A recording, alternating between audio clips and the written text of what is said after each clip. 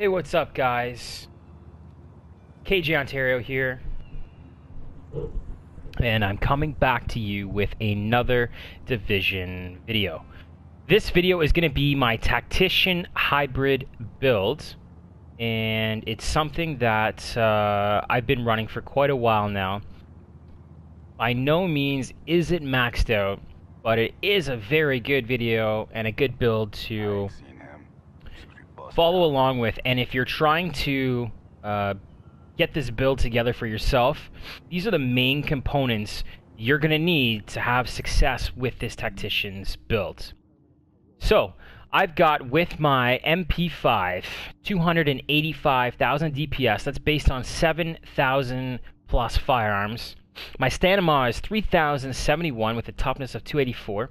And my skill power is sitting right at 193,000 with an electronics of 4881. So let's take a look at the build. So starting off with the chest piece, I've got a vigorous chest piece. It's rolled health and skill haste. Follow along with skill haste because it's extremely important for this build. It's also rolled with ammo capacity. I've got two firearms mods, both roughly maxed out, and skill haste on both. My mask is a Tactician's Authority mask. It's rolled firearms, and it's got basically the cap armor with skill power and damage to elites. Now, damage to elites is not the best talent for this build, and you can roll something other than that in this slot. It is rolled with a stamina mod, and that's to unlock responsive and rolled health. Now, I could roll a firearms mod there and skill haste, and I would be at the max skill haste, but as it sits, I need that to unlock some gun talents. My knee pads, basically the max roll for armor. It could get just a little bit higher. They are ruled for skill power and 8% critical hit damage. The important minor attribute here is burn resistant. I'd like to roll off damage to elites and get bleed resistance for those predator builds, but I am unable to do that with these knee pads. And I am rolling with a firearms mod rolled to health and a self-heal 6% performance prototype performance mod. I could probably switch out that firearms mod for firearms skill haste. Again, getting me to that 50% cap hit. Onto the backpack, 1307. It could get a little bit higher in regards to the armor, but not too bad. We are rolled to firearms. It has health and ammo capacity. You could put something different in the major attributes slot, but not a bad thing with health. Performance mod. Sorry, my prototype firearms mods. One is rolled to, or the only one on this backpack is rolled to skill haste, with two prototype performance mods rolled to first aid, self heal. And as I look at this, I've got one as a first aid ally heal. I need to swap that out. Next, I am running a Tactician's Glove, rolled 971 to armor. Now, it's got a very good skill roll on it, and it's crit chance, crit damage, skill haste. You could potentially roll off the crit chance, and if you were running adept and run with SMG damage, or if you were running an assault rifle, run the assault rifle damage attribute, but overall, not too bad for the gloves. And finally, I'm running a nimble holster. While you're not always protecting yourself in cover, you can quickly pop into cover and go cover to cover. One, if you're running TAC advance, and two, if you've got the nimble holster on. Now, armor's rolled close to max, and we've got 1238 firearms, 1253 stamina, and 1225 electronics. If you don't know what the nimble holster is, after completing a cover-to-cover move in combat, you will heal 2% of your max health over 4 seconds for every 1 meter run. So basically, as far as you can run cover-to-cover, you will receive 2% of your max heal. This is rolled for 7% skill haste. I think you can get 9%, so it's definitely not maxed out. And I also have a performance prototype mod here for 6% self-heal. Looking at the weapons, you can put a wide range of weapons on here. I have elected to go with an MP5 ST that's rolled 22% crit hit chance, 17.3% K base damage, that could be higher. And I have competent. Weapon damage is increased by 10% for 15 seconds after you use a skill. Responsive.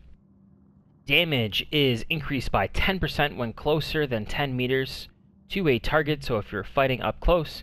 And unforgiving. So when you have less than 1% segment, if you have 2% segments, you're missing that third one, you get 10%. If you're missing 2 segments, you get 25% overall increased damage. My mods on the weapon are as follows: 120% magazine size, 4% crit hit damage, and 5.3% rate of fire. The scope I'm using is a C79, 16% crit hit damage, stability, and 3% crit hit chance. The loud vent break is 18% crit hit damage, 6% headshot damage, 3% crit hit chance, and some increased threat. Does not matter in PvP. My underbarrel small grip is 17% crit hit damage, 4.5% reload speed, 2% accuracy. So as you can see, I've really spec'd into crit hit damage as well as crit hit chance. The second weapon doesn't matter. You can run a multitude of weapons. I do have the custom M44. I was running some PvE, so I was using this weapon for taking out some snipers. On this weapon, I have Brutal, Disciplined, and Competent. And I'm running magazine size with crit damage, headshot damage with crit chance and crit damage, more headshot damage with crit hit damage, and again, crit hit damage and reload speed in the bottom. One thing to note, having reload speed rolled somewhere for your sniper rifle is always a bonus. There's nothing like having 12 shots in the magazine, being on your last shot and needing to pump out another mag. So having quicker reload speed definitely does help. Looking at my character, we have weapon damage of 17,730. This is for the MP5. My crit hit chance on this weapon is at 33.5%. With my pulse, I will be hitting roughly 55%, close to the max of 60. My crit hit damage is at 103, and with the pulse, I believe that goes up to about 120, 125. If I can hit some headshots, I'm getting an actual bonus of 56%. The accuracy and stability are low, and the reload speed is up there. I would love to see that around 2 seconds, but 2.39 isn't so bad. There isn't any weapon damage bonus because on the gloves, I don't have SMG damage rolled. For a PvP gun, I've got 27% damage, so if you're fighting a boss, it is a great weapon to pull out and just melt the boss. My skill power is sitting at 193,000. If you take a look at the skill haste, it's extremely key in this build. I do get my skills back 50%, because I will put another 3% firearms mod on there. I will get my skill haste back 47 to 50% quicker than if it was normally run. Survivability, I love having my max health close to 200,000. I'm a little bit shy of that. I can live with it, but I think for me, 200 to 210 is the absolute perfect area to be in. I have 32%, just under 33% armor mitigation, so that is close to the max. My blind def resistance is 28%. It really is insignificant, and my my burn resistance is at 30%. So if you do get a grenade tossed on you and it has fire, or if you have a fire turret, you are resisting up to 30%.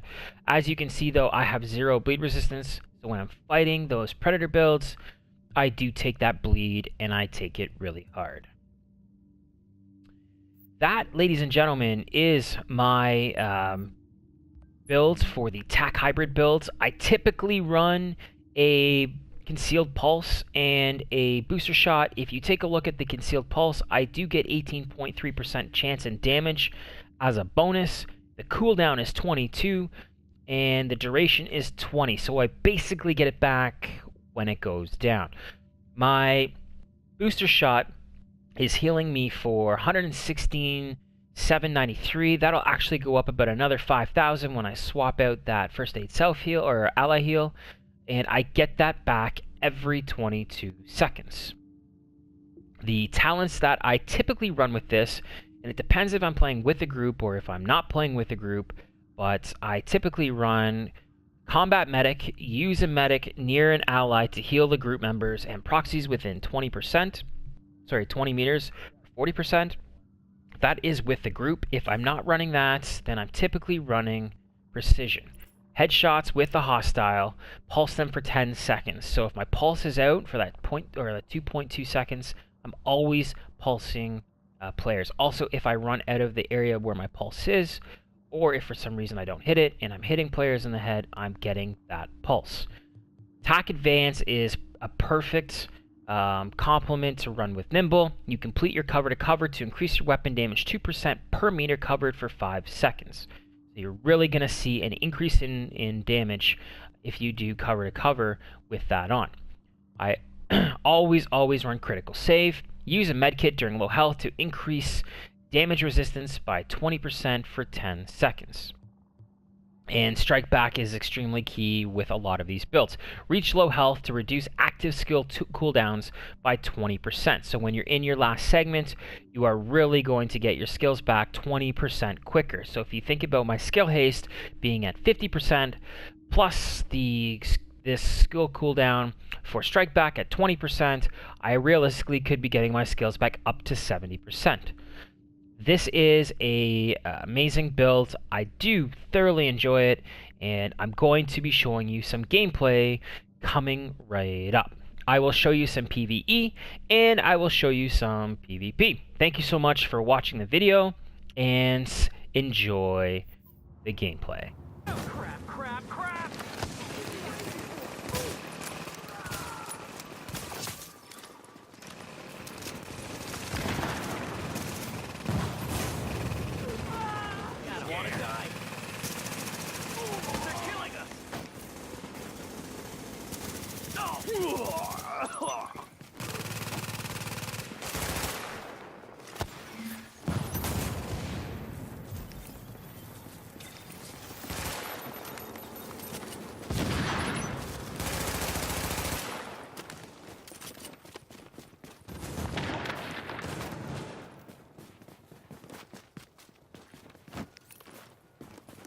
We have Bravo. Wow, come on.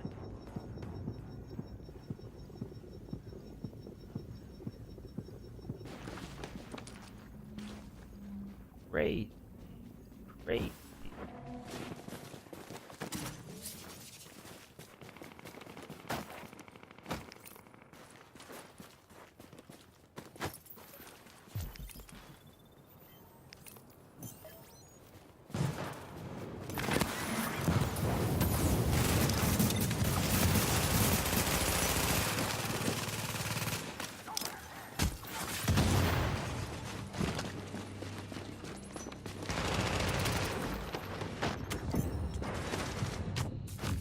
Ooh.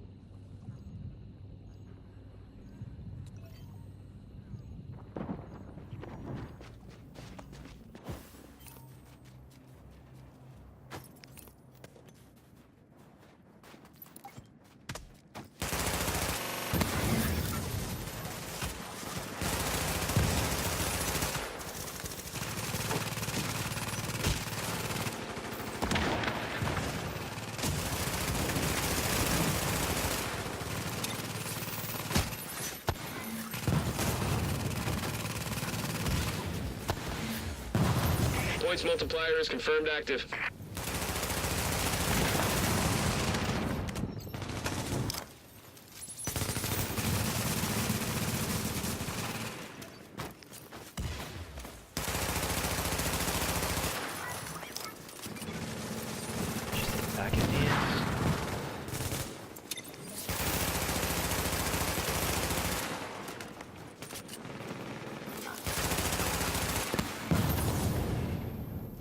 Points for Not kills that is time. online for the enemy. Alphas, confirm neutral. You're halfway home.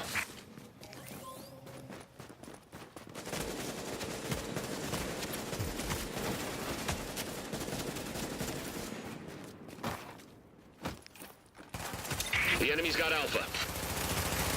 Bravo's neutral.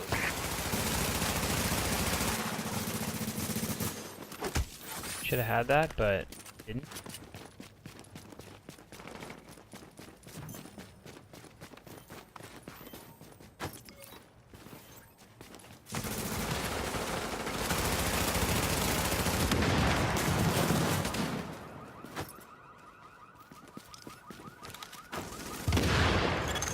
Fortification at Charlie is taking fire. We've got Bravo. Ganging up on me, huh? Fortification at Charlie has been eliminated.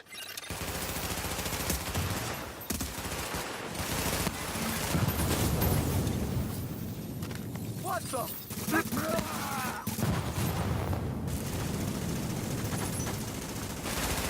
Charlie's neutral. Your spawn relay has been deactivated.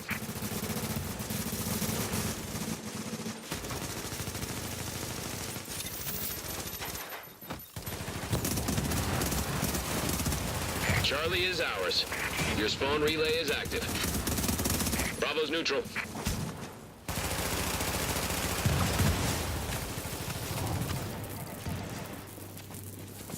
Thank you, team.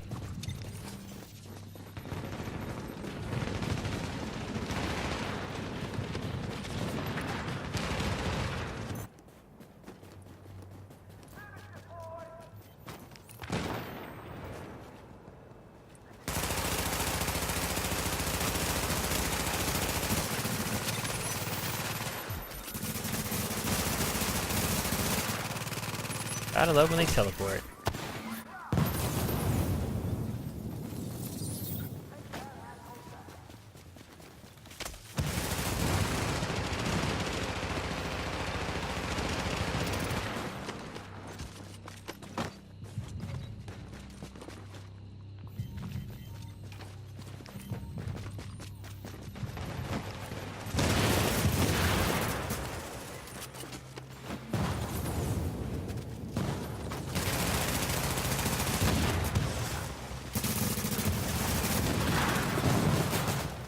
We own Bravo.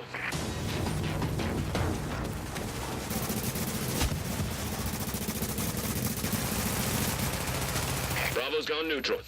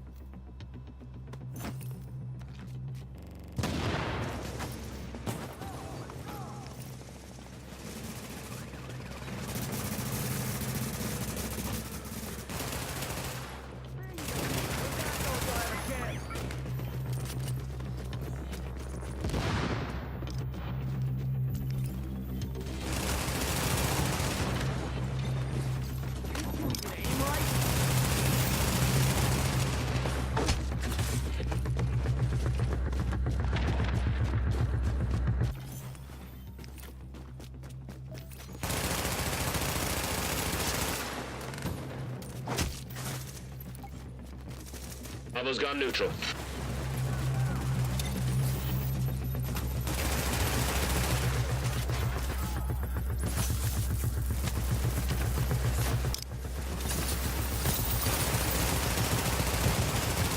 Charlie's now neutral. Your spawn relay has been disabled.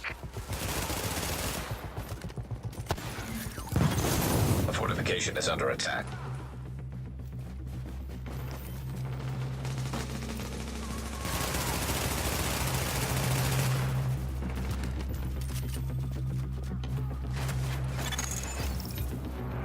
The enemy is attacking a fortification. We've taken Bravo. 60 seconds to go.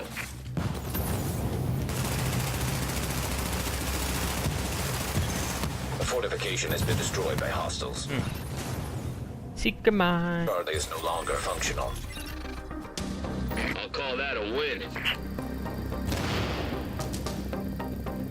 Yeah, we had a pretty good team.